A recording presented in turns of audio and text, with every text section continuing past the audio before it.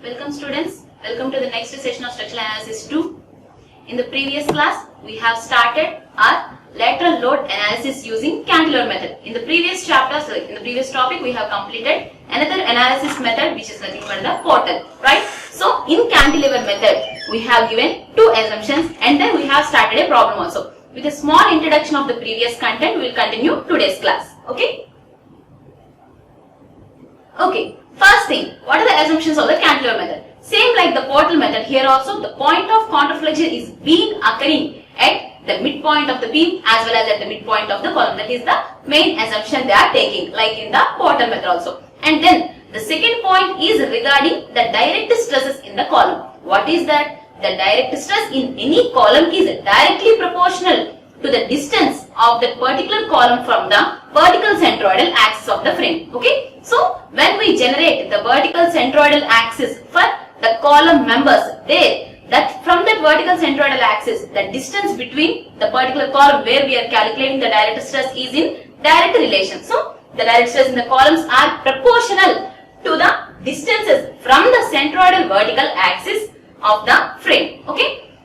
After this, we have started our problem which is having 3-storied multi-storied structure like frame and it is having 3 bays. So, this shape can be called as bay. So, 3 bay, 3-story frame and which is having different lateral loads at the story level. Okay. Now, in this condition, we are having the cross-section areas of each column with some condition and also we need to analyze the given structure, the structural frame with the cantilever method. So, what is the condition of the areas? They have mentioned area of the each exterior column is half of the area of the interior column. Okay. So, that is the condition in the problem. Then, in the previous method of portal, what we have started, whenever we need to do, we need to use the assumptions. That's why we are thinking about the assumptions and then going according to the assumption point. We are having the relation for horizontal shears. Okay, horizontal shears in the column members. Here, we are having the assumption regarding direct stress and centroidal axis of the column frames. Okay, this frame columns.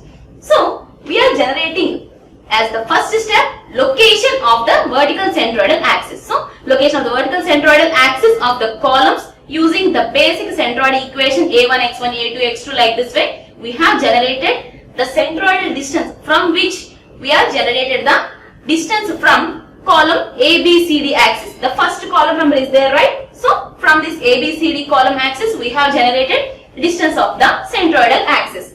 Then, after generating that, when we know the location of centroidal axis, then we can go into our assumption 2 which is regarding direct stresses. Direct stress is nothing but involving the axial load, whether it is a compressive load or a tensile load. The stress corresponding to those compression or tensile forces can be called as direct stresses. So, we are using that assumption 2. For that, the next step is calculation of the axial forces in the column. So, that is our step 2. So, we are having our assumption. That's why I am going with this. And for that, we are taking a column, that story from the point of counterflexion only. So, from the point of counterflexion, we are considering this segment. So, with a height of 2 meter. What we can do? We can use our assumption for this structure and we can implement the centroidal axis distances. So, the vertical centroidal axis distance we have mentioned and then we are saying each column member in that story is having some axial forces. They can be mentioned as P1, P2, P3 and P4. And also, the first column which is having axial load P1 is at a distance of x1 from the centroidal axis. Similarly, the second column P2 which is at a distance of x2 from the centroidal axis and then P3 corresponding x3, P4 corresponding x4. In this way we have given our distances x1, x2, x3 and x4. So these are distance of first column, distance of second column, distance of third column, distance of fourth column from the centroidal axis.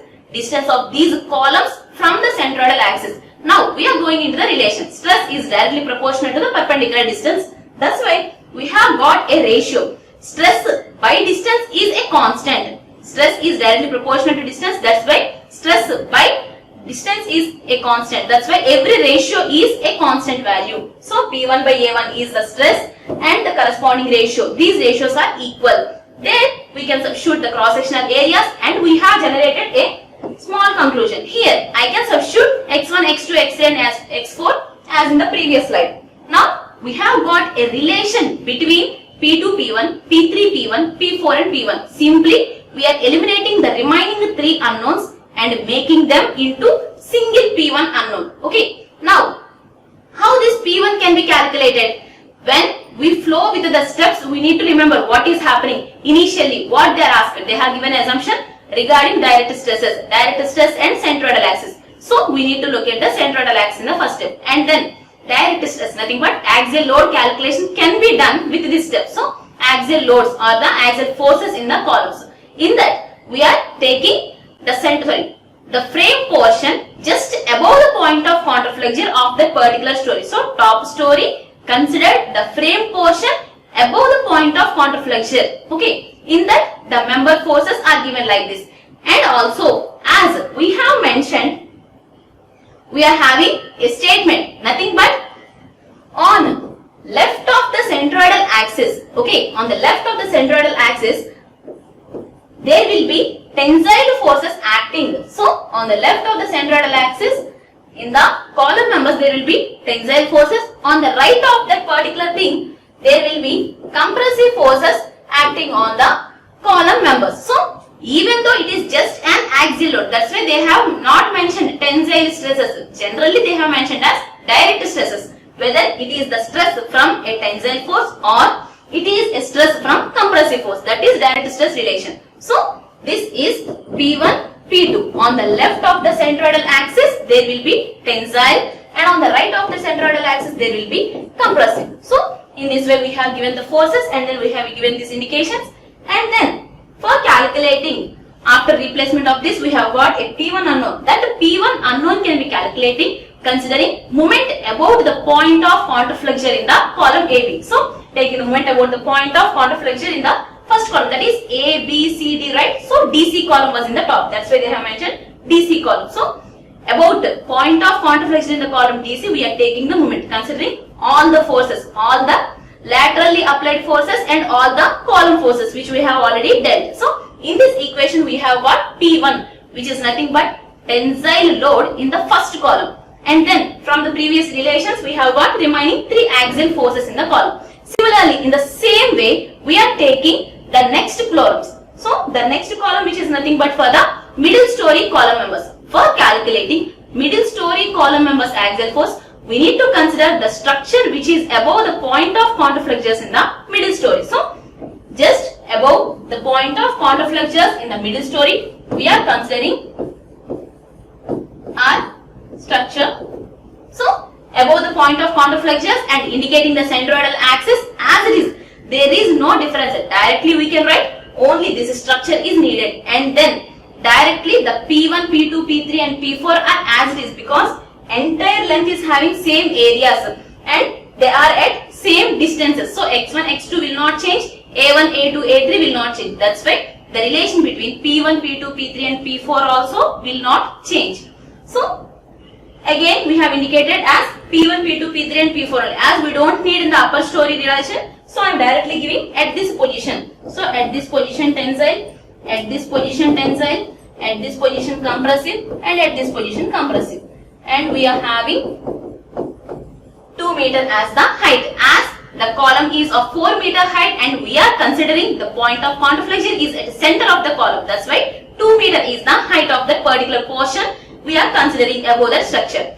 And then similarly, like the previous, as these distances for the columns, whether it is in the top story or in the middle story or in the bottom story, these distances will not change. That's why x1, x2, x3 and x4 will not change for any story. And then as it is the assumption 2. So, direct stress by distance from the central axis. Direct stress by distance from the central axis. In this way, this relation. And then we have got the final step. Without implementing all these things also, only drawing the frame, and then like the top story, this story also will have the relations between this. Because the perpendicular distance x1 not changing, areas continuously in the top, in the bottom, in the middle, like that A, like 2A, like those things were there, right? So, directly we can give P2, P3 and P4 relation. Again, for calculating the final P1, which is already the unknown in all the equations. So, for calculating the P1, Again we are calculating moment about the point of counterflexure where we are cutting in CB column, right? So in CB, about the CB column, we need to calculate the moment or sum of all the moments about about CB in the point of counterflexure. Here also we have got another P1, which is nothing but axial force in the column of that particular story. In the middle story, we are observing the point. At that point, we have got this P1 as the tensile load. And in that middle story, in the second column, I have observed this as the axial load. In the same, in that middle story only, in the third column, this is the axial load. And in the same middle story, this P4 is the axial load in that particular story level. Similarly for the bottom story, all these parts we have completed also. Again, we are taking what we need to consider. Above the point of counterflexure, we need to consider the structure. So, 2 meter, 4 meter and 4 meter, up to this I have considered the structure, and then we need to indicate the forces and the distances. As the distances were not changing, we can directly say P1, P2, P3, P4 are the forces in the columns. X1, X2, X3, X4 are the distance of that particular column from the centroidal axis. And then the distances, they were not at all changing now also. So the perpendicular distance from this column line to the axis line, from this column line to the axis line. Now another condition, using that assumption, again the relation between load and stress and distance, nothing but the load and distance also we can say. So the relation between P2, P3 and P4 in terms of P1, which is also same because A and X. See here, everywhere these two only we are adding. A is common for entire column length. This A2, second column cross sectional area. A3, third column cross sectional area. That's why this slide and the relation between P2 P1, P3 P1 and P4 P1 are not at all changing. Because X is not changing, A is not changing. That's why from this ratio, the outputs which are coming as relation between these three members will not change. Again, for calculating the P1 unknown, we are taking the moment about the point of counterflexure in the AB column or BA column. Anything you can write. So, moment about point of counterflexure in that particular BA column. Again, we are considering only for the indication we have mentioned the whole structure, indicating P1 tensile, P2 tensile and P3 compressive and P4 in the compressive manner. Maybe this was 0.71, with some corrections we have got a 0.70. So, these are the axial forces in the columns of the bottom story. So, from the top story we are having 4 columns, P1, P2, P3 and P4 we have got in the way. Again, in the middle story, 4 column axial forces, and then in the bottom story we have got 4 columns axial forces. Now, after calculating these axial forces, the next step we need to do is calculation of the shears as well as in the beams and also in the columns. So, the next step is involving calculation of shears in beams and columns. So, for the calculation of shears in beams and columns, we are taking the structure. Okay, when we are thinking about the step, one condition will be there. So, for calculating axial forces, what is the condition we used? We used that assumption 2. Now, for calculating shears in beams and columns, what we need to use? Simply think about the equilibrium conditions. When we use for the trusses, there we will use sigma fx is equal to 0, sigma fy is equal to 0. I think you can remember all because that was repeated for so many subjects also, right? So, here in case of the frames, there the pin jointed structure, that's why only sum of all the horizontal forces at that joint, sum of all the vertical forces at that joint is equal to 0. But here this structure will have moments, that's why sum of all the moments about that points also equal to 0. So, here we will have 3 equilibrium equations. So, without any doubt, the calculation of shears in beams and columns can be according to the process of joint equilibrium condition. So, when we think about cantilever method, when we need to calculate shears in beams and columns, we need to consider joint equilibrium. So, individual joints we need to draw as a free body diagram. Free body diagram means we need to indicate the point, we need to indicate the members which are connected, and we need to implement all the forces which are acting on the joint points. Okay. So, for that we are coming from top to bottom in a way. Okay. So, firstly we are considering joint D. At the joint D, what is the force acting? We are having a 40 kilonewton load, and also it is being connected to the DH member which is of length 8 meters. And that joint, any joint, when we take as the free body diagram, we need to consider up to the point of counterflexion. Okay, as we said moments, so the length is also important. That's why about the joint we need to consider the member up to point of counterflexion. Again here also up to point of counterflexion. In this way, DH member's point of counterflexion, DC member's point of counterflexion should be indicated. And then at these cutting points, there will be some shearing actions, and also in that particular member some axial forces.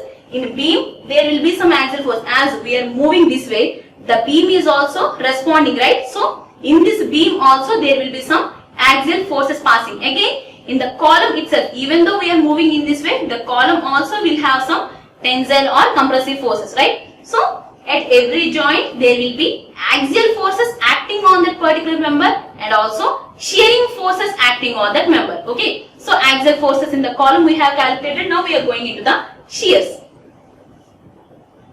Now we are taking the joint D. As we have already seen the joint D, and then we are considering which is of 4 meter length and which is of 2 meter length, right?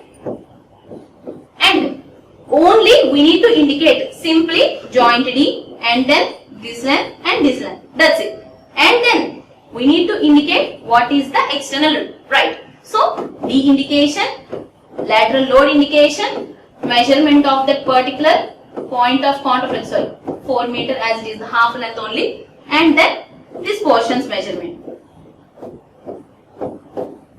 Only we have given the members and external loads. And then we are having some more things. We have given the member up to point of counterflexion, right? As in the previous step, we have calculated axial loads in the column, right? So here I need to indicate the axial load in that particular column, which is P1, as I have got the P1 as 4.07 kilonewtons. So this is the axial load in the column. And there will be some action of some horizontal shear at that position. So in this problem we are calculating that only, horizontal shears in beams and columns. Again there will be, this is, see here, these arrowheads are at assumptions. Only these parts are the given conditions. Now I am taking an assumption one horizontal shear will be there, that is acting in this way. And at this point of counterflexion, another two conditions, which is capital H. One, horizontal force or the axial force in the beam. Another one, some vertical shearing action. See here, beam it is there, and the shear force, how it acts? Shearing of the beam. So this is the shear force in the beam, which is P, and some axial force in the H. These arrowheads are with the practice we are keeping. Later, if these arrowheads will be changed based on the signs if they got.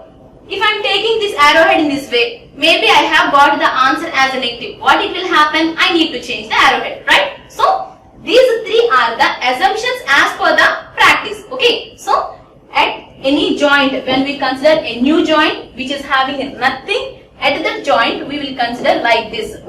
Okay. So these two are the unknowns and the two new unknown directions also, and which we already know. But the new unknown is this one. So three unknowns were there. Remaining all the things we know, right? So at the joint D, giving the lengths of the point of counterflexion along the bay direction and along the column direction, and indicating the forces acting. Nothing but the external force or the column force acting, external lateral load acting, and then we are indicating at that joint also there will be some horizontal force, that as H, and some shearing force as P, because that is in the directions of P. That's why I am indicating is it P. Okay.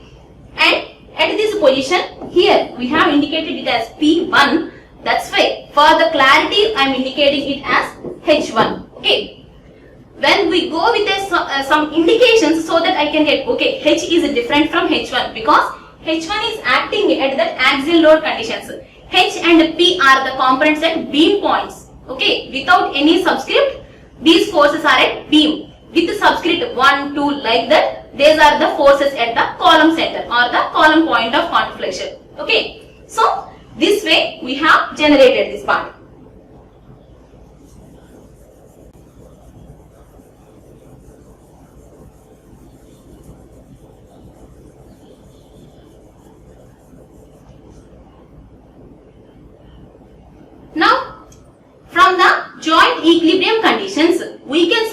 three unknowns. As we have explained before starting off this step, what we have said, we will use three joint equilibrium equations. Sum of all the horizontal forces, sum of all the vertical forces, and sum of the moments, nothing but sigma m about a point is equal to 0. About which point and how it will be. And here those three equilibrium equations also will have an order. Okay. In the order we will follow, so that one unknown will be cleared in that particular step only. Otherwise, when we start with some other joint equilibrium, so there the unknown will continue to the next step. So that we don't need, right? So which equilibrium equation we need to implement first? What is the second equilibrium equation we need to implement? In that order only we will implement here. Okay. So the first thing is sigma Fy, sum of all the vertical forces is equal to 0 is the first equilibrium equation we apply here. Please remember the order. This is not like the original condition, whatever you do, whatever you want. Here this order only will give the proper answers, because we need to give the unknown directions also, right? So including the unknowns we need to calculate directions also, so that for getting the clarity we are going in a way. And then sum of all the moments about the point of counterflexure in the column is equal to 0.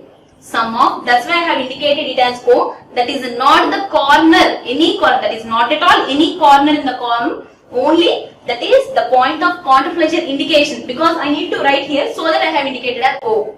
Okay. Or if you want, you can give some any other thing, okay, which is not at all involved in the frame objects. So sum of all the moments about the point of counterflexure in the column is equal to 0. And then the third joint equilibrium is sigma Fx is equal to 0. In this order only we can develop, so that we can get each unknown at that step. Otherwise, from this step, unknown will be carried to the next step. So using those two equations we need to generate some unknowns. So in this order when we go, the answers will come in a flow. Okay. So first, this is the order of joint equilibrium equations we implement. So the first equation, sum of all the vertical forces. When we indicate these equations, writing of equations was okay, but generating of the joint with the proper forces is main thing here. You can develop any equations, we can solve any values, but generating the joint involving all the external loads, including axial forces in the column, indicating the column shears, indicating beam, horizontal forces and vertical forces. Okay, nothing but the shear in the beam and axial force in the beam. Okay. So when we develop that picture, when we are accurate with the picture, answers will come in a flow. No problem. The generation of this joint is main thing. Okay. So from the first equation, sum of all the vertical forces in any direction when we are acting in the upward or in the downward, those only will be considered here. See here, I am having a downward P1 and I am having an upward P. So as usually, downward I am giving as minus P1 and upward I am considering as P. Or you can write P1 is equal to P, because one downward is equal to one upward. Directly you can write sum of all the downward forces is equal to sum of all the upward forces. Or downward forces minus upward forces is equal to 0. In this way also we can write. Okay. So minus P1 plus P is equal to 0. There I have got capital P answer, because I know P1, P2, P3 are the indication for the axial forces in the column. Okay. In that first step. So every step, every slide you need to relate. Okay. From the first step of axial forces in the column and considering the top stories, there I have got the point of counterflexure. At the point of counterflexure in the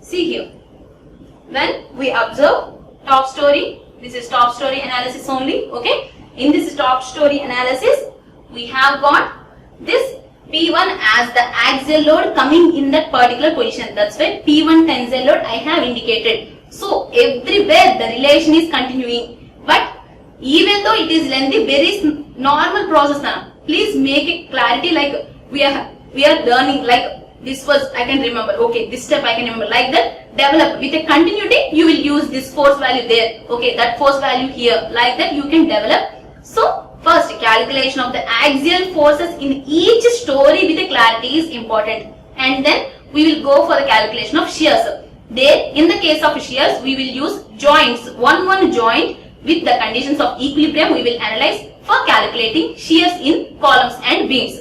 There, these forces which we have calculated at the step 2 will be used, okay, in the step 3.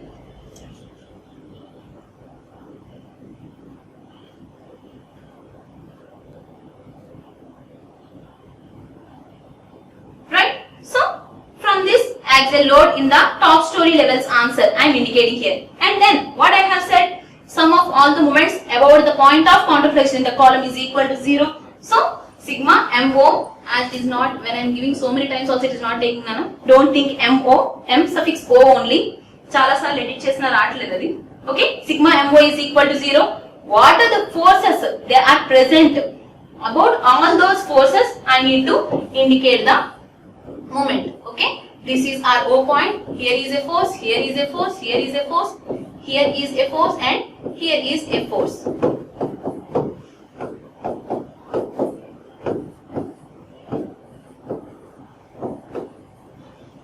Why we have given the lengths? Because with that length only I can write moment, perpendicular distance I need to write. So what is this length? This is the length of that particular joint up to the point of counterflexure. Length of the particular joint up to the point of counterflexure. Okay. So these two are here 8 meter I have considered as the span of the beam. Here 4 meter is the column length. So 4 meter length and 2 meter length. Now see here, when we need to consider sum of all the moments about O, 40 into 2 meter clockwise moment and minus h into 2 anti-clockwise and minus p into 4 measurement. So considering these three forces, why these two forces didn't came into the equation? Because these two are acting at this point only. This h1 and p1 are acting at this point. There is no perpendicular distance chance. That's why the two terms will not be there. Okay. Even giving then and into perpendicular distance 0. All those things not needed. How much simplification we can do, that much simplification you can implement. Only for your explanation only I have given this much elaborated. When we are doing, we can simplify everywhere. Okay.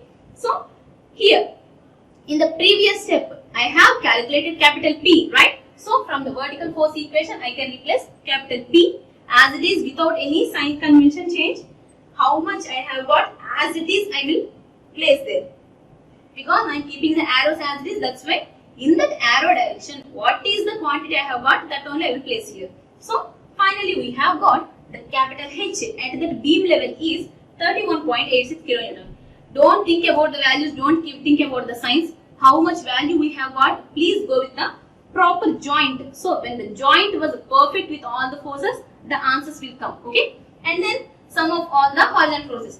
We have said already, in an order we should have to go. Sum of all the vertical forces, sum of all the moments about the point of counterflexure in the column, and then sum of all the horizontal forces is equal to 0. So again, sum of all the horizontal forces. What are the horizontal forces here? See here.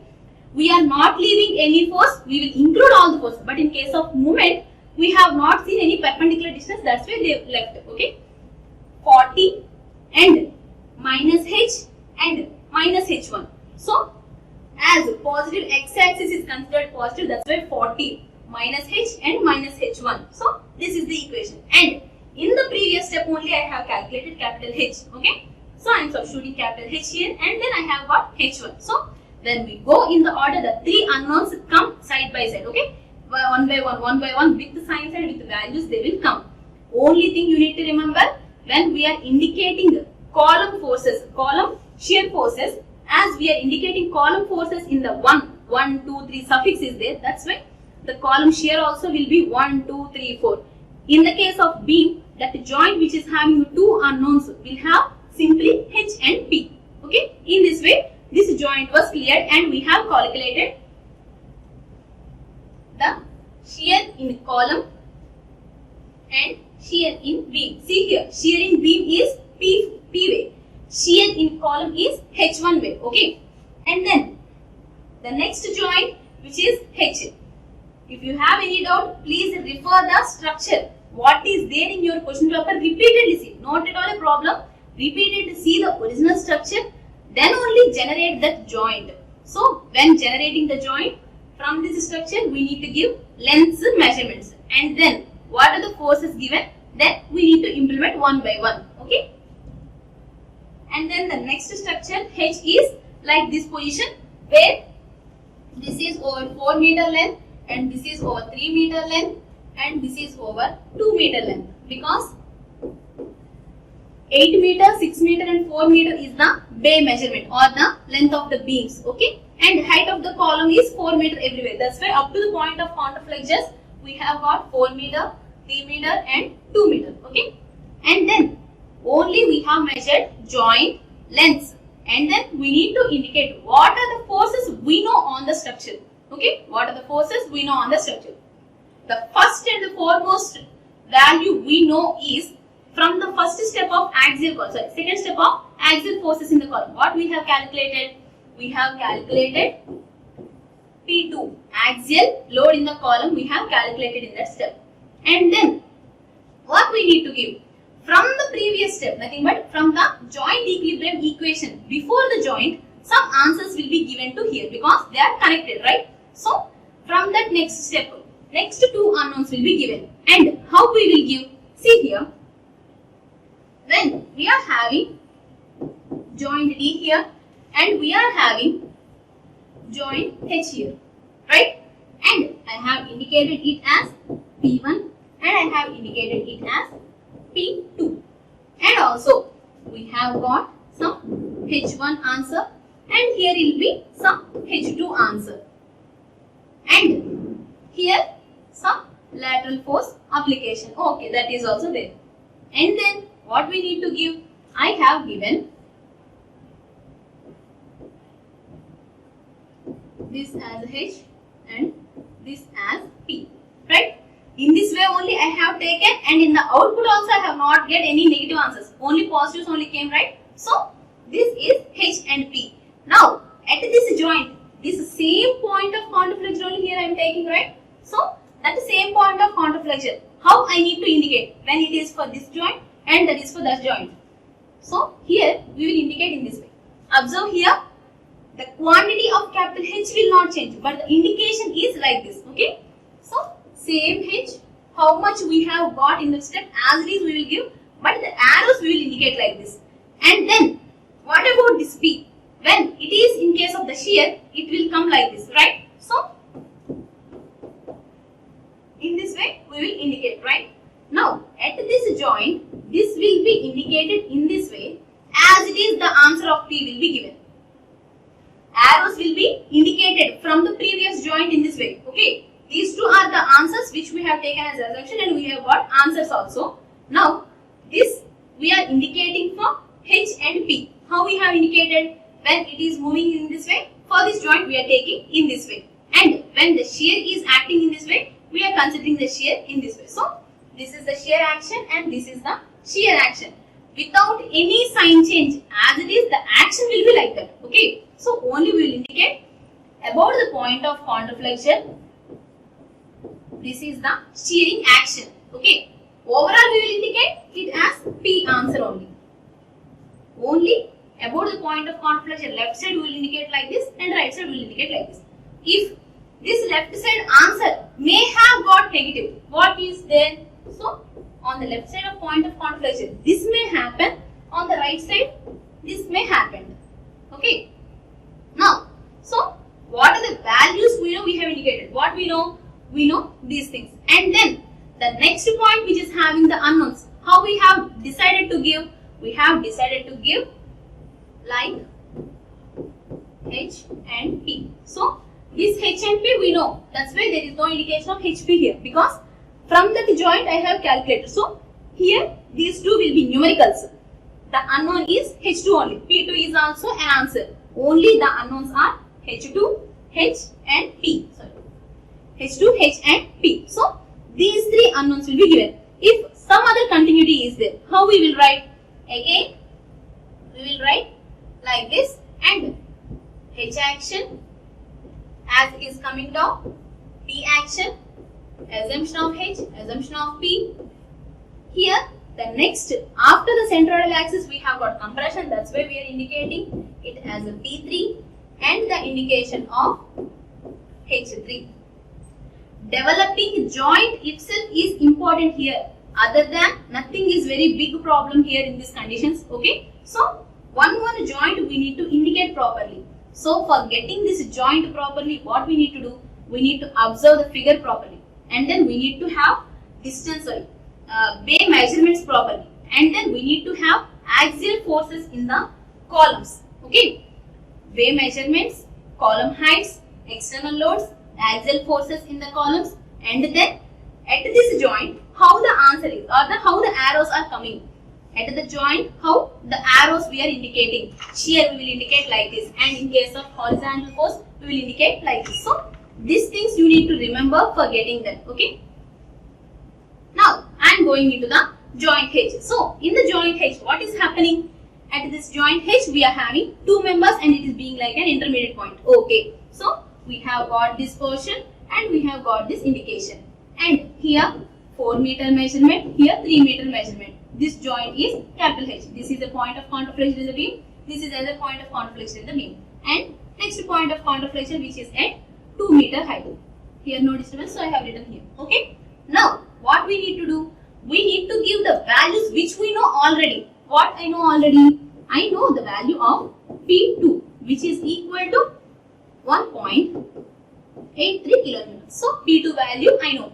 And what I know already? Which are coming from the previous step. So what is the H answer and also what is the P answer? Capital H 31.86 and then capital P 4.07. So all the values which we know we have indicated, and then the unknowns. So another assumption, as it is P2, so H2 unknown, and another unknown H and P. So these three are the unknowns. These three unknowns will be calculated using our joint equilibrium condition. What is joint equilibrium conditions? And that too in the order we need to develop. Sum of all the vertical forces, sum of all the moments about the point of counterflexion in the column, and also sum of all the horizontal forces. So here also I am indicating it as O because I want to calculate point of counterflexion moments. Okay. So for the first equilibrium equation, what are the vertical forces involved? I am having downward minus 4.07 and I am having downward minus 1.83 and I am having a positive capital P which is going upward. Sum of all the downward forces minus upward forces are minus indication plus P also we can write. Okay. So in this way we have got the P answer, and then we need to calculate capital H and capital H2. So next thing, sum of all the moments about the point of counterflexion which is equal to 0. Sum of all sigma m which is suffix O is equal to 0. Again we are indicating all the forces about O. So about O 31.86 into 2, about O 4.07 into 4, and about O H into 2, about O P into 3, and these two forces need not be considered because there is no perpendicular distance. Now we have got 31.86 clockwise movement, 4.07 anti-clockwise movement, H into 2 anti-clockwise movement, and 5.9 into 3 anti-clockwise movement. So in this way finally we have got capital H answer. Now the next equilibrium equation which will be useful for calculating the remaining unknown which is H2. So sum of all the horizontal forces is equal to 0. In this way we have got H2 also. Now the next condition, nothing but the joint equilibrium at L. Only thing we need to remember is, first thing we need to indicate the joint. Seeing the frame, we need to develop what is the length of that particular frame. Okay. So this length and this portion. Right. And then 3 meter, 2 meter and 2 meter. Okay. Indicated.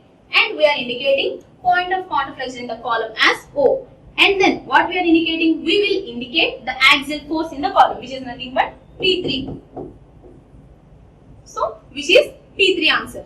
And this is the unknown which is H3.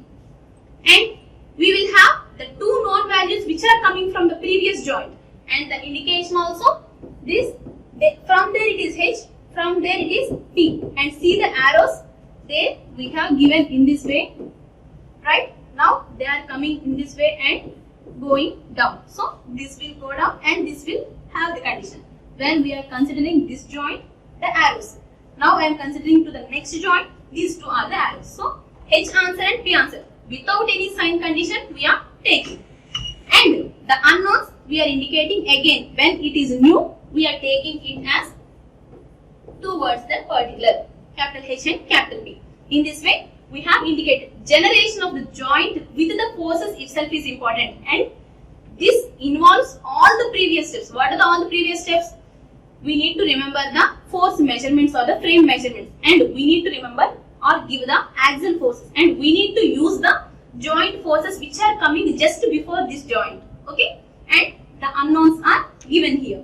The three unknowns and three equilibrium equations we are calculating in an order. Sum of all the vertical force is equal to 0. In this way, we have got capital P answer, and then we have got sigma My is equal to 0, and then we have got capital H. So sum of all the moments has given capital H in the beam, and then we have got capital H3, sum of all the horizontal force is equal to 0. Equation implementation is okay. Only thing we need to develop the joint equilibrium, nothing but the joint figure properly. When we prepare the joint properly, then we can write sum of all the vertical forces, what are going up and down, what are the moments causing forces and the perpendicular distances, and what are the horizontal forces. So in this way we have got the third joint also.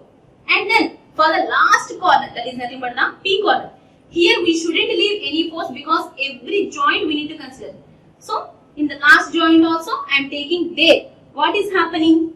Here the unknowns are H and P as we have indicated, and see here it is the compressive force. Once P1 and P2 we have indicated P1 like this, and P2 is needed, we have indicated P2 like this. But in case of P3 and P4, as they are after the centroid, what we need to indicate? We need to indicate it in compression nature. We need to indicate this joint also in compression nature because P1 and P2 are tensile, P3 and P4 coming after the centroid axis are compressive in nature. And then we need to indicate what are the forces. At this joint we have already calculated in the previous step, so H and P will be helping us. See here, whenever you use also, giving of arrows is changing because based on this arrow direction, sigma Fy changes, sigma M changes, sigma H changes. Okay, so giving arrows is very important. Based on the direction only the equilibrium equations will come, right? And also at this we are taking as H4 unknown, H unknown and P. So this H and P were the known values from the previous joint. So still the only unknown here is H4, right? So for calculating this last joint, only one small condition is needed. See here, for joint P, we are having only one unknown, that is H4 only. And the answer which is coming for P also should be satisfied. Sigma Fy is equal to 0. Generally, that is coming from is P4. So that P we already know from the previous joint. And also we know P4 answer. So these two should be equal. Axial or the shearing force coming from the previous joint is equal to the last axial forces in the column. So this condition should be satisfied. So it is satisfied because this P I have calculated from the previous joint. This answer I have already got from the step 2. Okay, from these two steps it was 0. So the top story was satisfied. And sigma Fx, sum of all the horizontal forces. As we are having only one unknown, no need of taking moment. Directly I am taking horizontal force equation. So sigma Fx is equal to 0. H minus H4 is equal to 0. As H is coming this way, H4 is coming this way. So H minus H4, there we have got H4 answer. Okay. So in this way, we have completed all the column shears and beam shears of the top story, right? And we need to develop next the column shears and beam shears for the next joints also. This we will continue in the next class. Finally, what is the overall summary for cantilever method?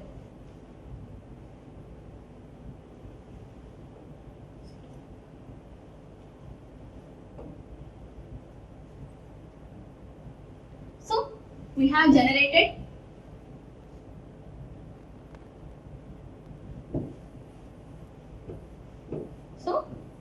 here we have observed a frame, and that too we need to analyze this structure with lateral load application, right? with this lateral load application, we are analyzing this particular structure. And how we are analyzing? Using the cantilever method. As first thing we need to remember is what are the assumptions involved. So that assumption is, first point is location of the point of counterflexure. So even though that was a common point, the point of counterflexure has very important role in our joint equilibrium condition, right? So the point of counterflexure's location, okay? The point of counterflexure is at center of that particular column and center of that particular beam member. And the second point is direct stress in any column is directly proportional to centroidal axis distance, vertical centroidal axis distance. When we consider this column, that should be relation directly proportional to the perpendicular distance. In these two assumptions, we have started with generation of our location of the vertical centroidal axis, locating vertical centroidal axis, and then that condition or centroidal axis will be used for assumption 2, where the direct stress P1 by particular A1 of a column is directly related to x1 distance of that particular column from the centroidal axis. In this way, we have got a relation is equal to constant. That's why every ratio is becoming equal, and then substituting A1 values, substituting x1 values, we have got relation between P1, P2, P3 and P4. And after getting all the relations, so when we need to calculate P1 as the unknown, that P1 will be calculated taking moment about point of counterflexure of that particular story level. So at this story level, we are considering the first portion, and about the point of counterflexure, we are considering all the moments. Then we can calculate the single unknown, that is P1, right? So after this step, P1 is evaluated, and then for the middle story, and then for the bottom story. In this way, every story segment will be taken up to above. So when I am taking as the top story portion, only that portion. When I am taking as the middle story portion, above that portion. When I am taking as the bottom story, about the point of counterflexure level, the above frame is the structure, okay? And after getting all this P1, P2, P3, nothing but axial forces in the column, then we are moving into the next step, which is calculation of the shears in beams and columns. So shears in beams and columns, how we will calculate? We will calculate using a joint equilibrium equation. So joint equilibrium, how we will implement? Then we separate a joint, or we generate a free body diagram of the particular joint only we can generate. So when we consider the joint, what are the external forces added, what are the lengths of the particular segments, indicating all this, and what are the known values in that joint. Now unknowns will be given. So unknown and unknown direction are in our hand only. So we are generally indicating this may be the direction, like that we are giving. Now these three unknowns will be calculated using the joint equilibrium equations, that too in an order. That order is sigma f by 0, sum of all the moments about point of counterflexure in the column, okay? About the point of counterflexure, any point you can write, but that will be easy. That's why we are indicating point of counterflexure. About point of counterflexure, moments is equal to 0, and sigma fx is equal to 0. In this way, we will implement one joint, and while giving the forces also very important. Generation of the joint with individual forces is important. When the forces were okay, we can write these equations. When it is coming to the continuation, then joint D, the next joint may be H or L.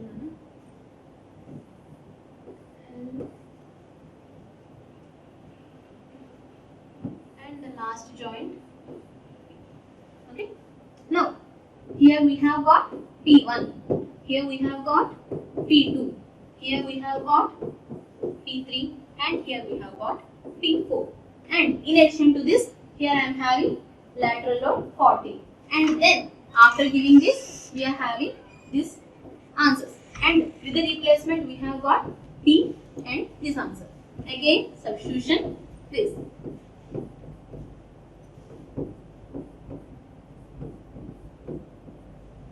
And column shear members. So towards the column point, towards column joint.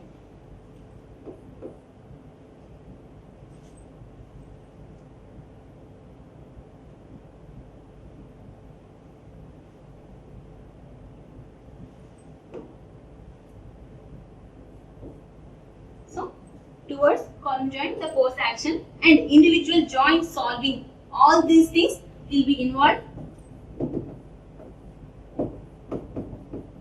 when we take this point. That is our point of counterflexure point. So this is our point O. Whatever it is, right?